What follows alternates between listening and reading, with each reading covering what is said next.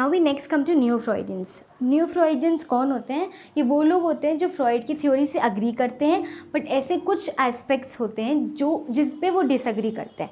जैसे फर्स्ट है Karen हॉर्नाई.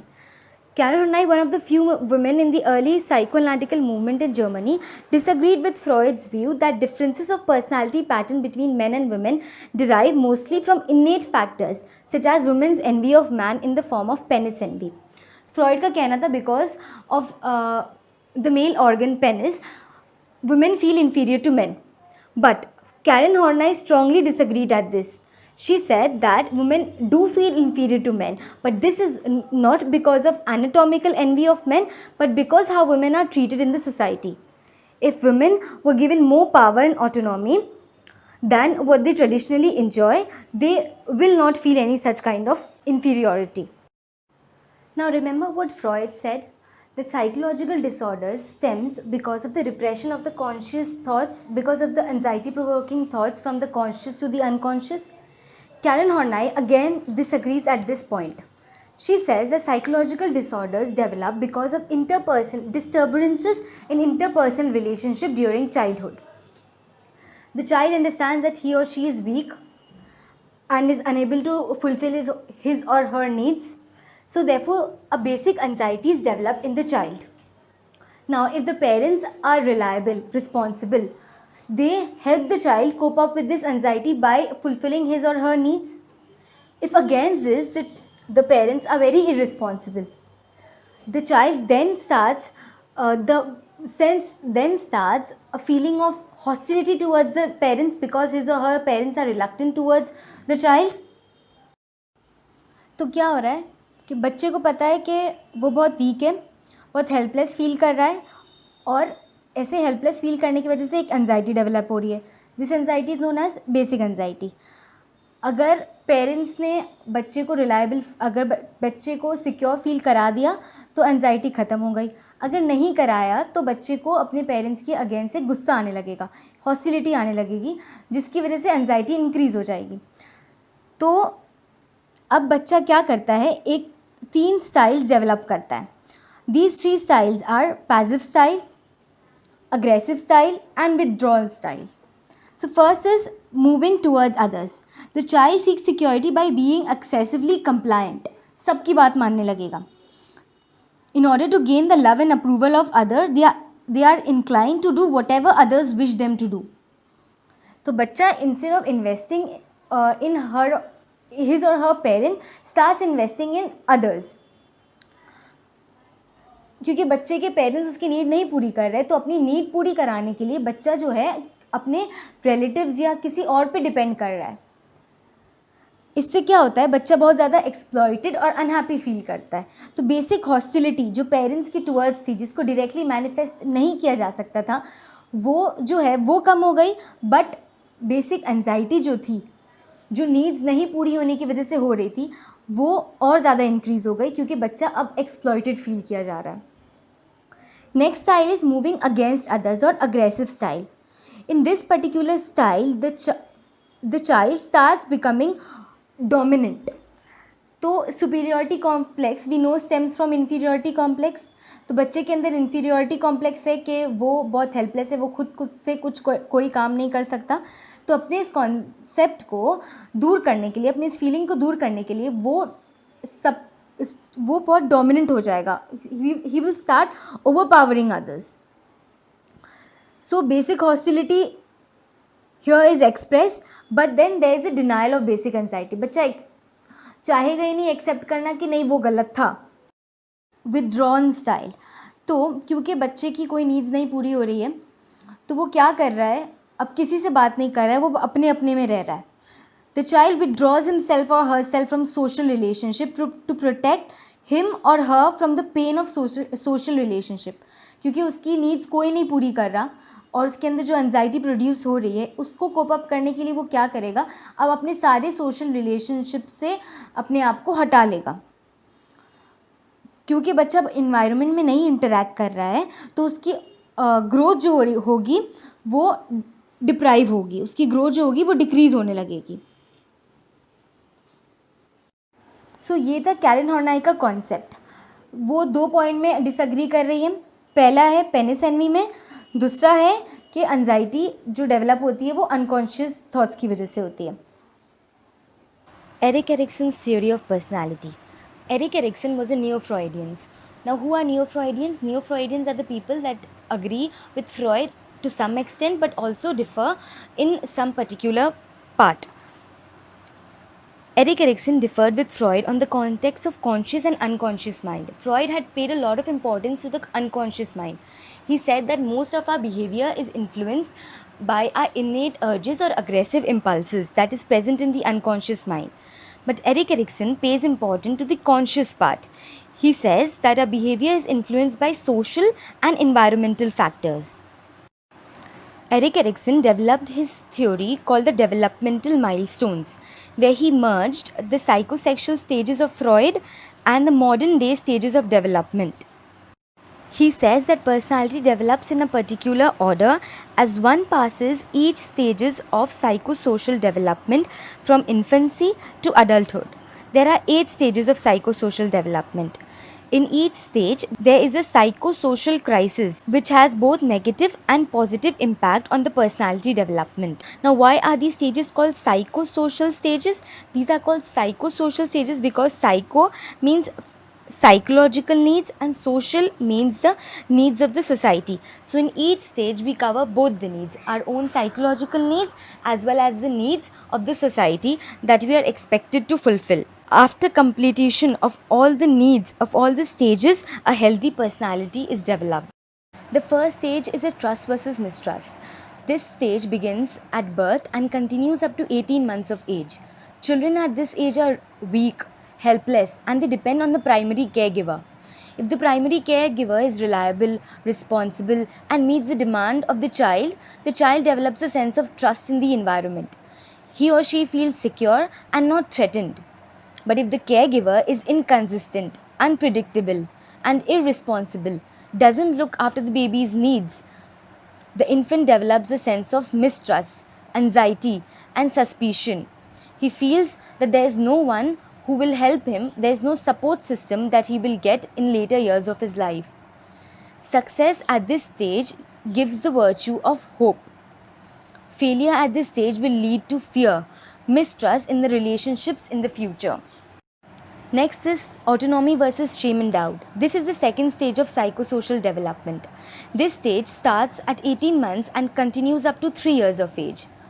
Child at this stage engages in activities, learns personal control over physical skills and develops a sense of independence. The child will start little games or invent little games, like he may play football with his or her parents. So, if the child is supported and is left to do whatever she wants, the child becomes very confident and in future develops the ability to survive in this world. But if the child is doing little things and is criticized and no opportunity is given, or she is made fun of, the child feels inadequate. He or she becomes overly dependent, shy, and develops a low esteem. Okay, take an example of daily life. You may see a child asking his or her parents to let him choose his clothes which he is going to wear. The child may also be interested in folding these clothes and keeping them, choosing the color of the clothes, what she likes to wear. So this is the sense of autonomy that the child is developing. If at this stage the child is stopped from doing this, the child will become overly dependent on his or her parents. Now the third stage is initiative versus guilt. This stage starts at the age of 6 and continues till puberty. This is the stage of rapid development. The child gets involved in tremendous activities, and this is the time of vigor and action. The primary feature of this stage is schooling. Schooling has begun and the child now interacts with children of his age. He develops interests and interpersonal skills. He plans out activities and makes up games. If same opportunity is provided to the children, they develop initiative. They feel secure in the ability to make decisions. At this age, children may involve in asking a lot of questions, queries, concept. If this is regarded as nuisance, the child feels guilty and worthless. Children at this stage are very excited. If this overactivity is regarded as being aggressive, the child will become guilty, leading him to become shy, introvert, and reserved. Success leads to the virtue of purpose, while failure at this stage leads to the feeling of guilt. Next is industry versus inferiority. This is the first stage of psychosocial development, and this begins at the age of 5 and continues up to the age of 12. The child gets involved in learning and reading and writing and also starts doing a lot of sums. Teachers starts playing a very important role because they teach values and morals to the children, and the children also develop new skills. Then peer groups become important part of our life. They are important for self-esteem. Children at this age develop new skills, habits, and these, when encouraged by their mates, makes them feel proud and industrious. But if children of this age are being trolled for their interests and activities, or are demotivated by their friends or family, a feeling of inferiority creeps in. They start doubting their own ability. Hence, towards the end, such children do not reach their full potential. Again, success at this stage leads to the virtue of competence, while failure at this stage leads to modesty. Next is identity versus role confusion. This is the fifth stage of psychosocial development. This stage starts in adolescence, that is 12 to 18 years of age. People at this age find identity by exploring personal values, beliefs, and goals. They start becoming independent. They look into their future in terms of career. They start thinking about what they want to become, what they are going to do in the future. Relationships, family, all these start playing important roles in our life. We start doing things in order to fit into the society. Children at this stage find their identity by exploring their personal values, beliefs, and goals. They start becoming independent. They look into their future in terms of their career. They start thinking about what they want to become and who they want to become. Relationships, families starts playing important role. They tend to start doing things in order to fit into the society. Children also learn roles that they will acquire as an adult. Erikson says two types of identity formation is involved in this stage. First is sexual, the other is occupational. Sexual means how the child wants to look, who he wants to become. He starts learning his sex role. The body image changes, and he begins to fit himself in the new body image that is developing. Occupational is what he wants to become in the later years of his life. A doctor, an engineer, and he tries to make up his mind and pursue things accordingly. Now, success at this stage leads to the virtue of fidelity. What is fidelity? Fidelity is the ability to commit oneself to others, accept others, identify oneself. Failure at this stage leads to role confusion. Like, we see children stating questions like, who am I? I really don't know what I'm going to do in the future. This is because of role confusion. They have something called identity crisis. If at this stage, children are pressurized to transform themselves into somebody else's personality, like when parents say, try to become like your elder brother, see your elder brother is doing so good, the child starts developing rebellion.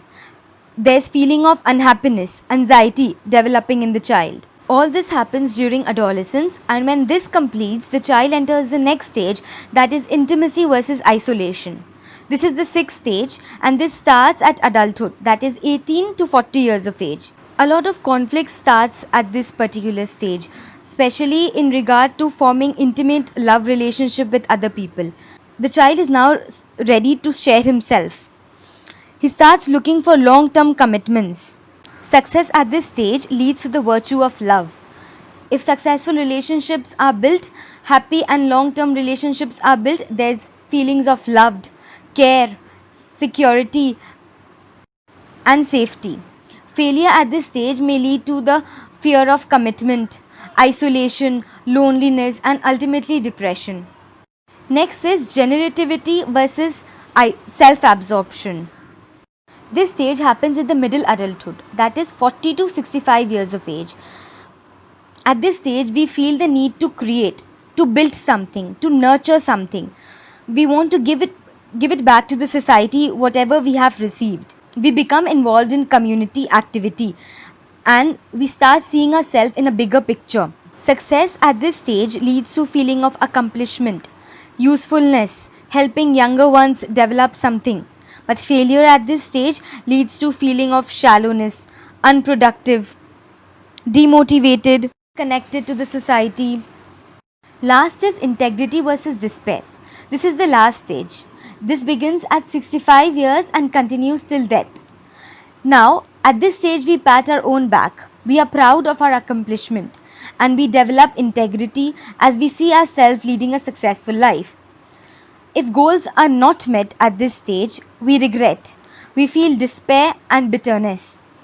If we see ourselves as unproductive or feeling guilty about our past, we become dissatisfied, leading to depression at old age. Success at this stage leads to the virtue of wisdom. We become someone our younger ones are looking up to. We feel a sense of closure and competence and also accept death without fear. Finally, we are satisfied with what life has given us and what we have given to life in return.